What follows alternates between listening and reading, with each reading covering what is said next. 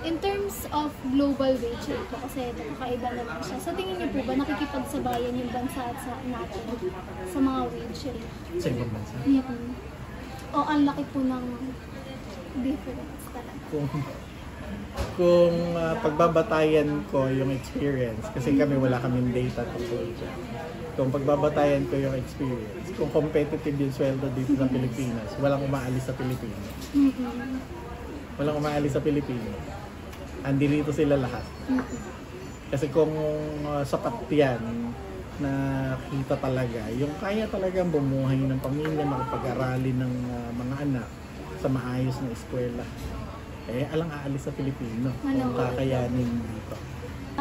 What do you think about dun sa mga Filipino workers po na mas pinipili yung ganang trabaho over jobs dito sa Pilipinas? Hindi ko kayang husgahan yung worker kung bakit nila tinanggap yung trabaho na yun. Unang-una, panloloko yun. So hindi siya legal in the first place. Siguro ang nakakapaghintay sa kanila pera yung kita kasi malaki kita doon.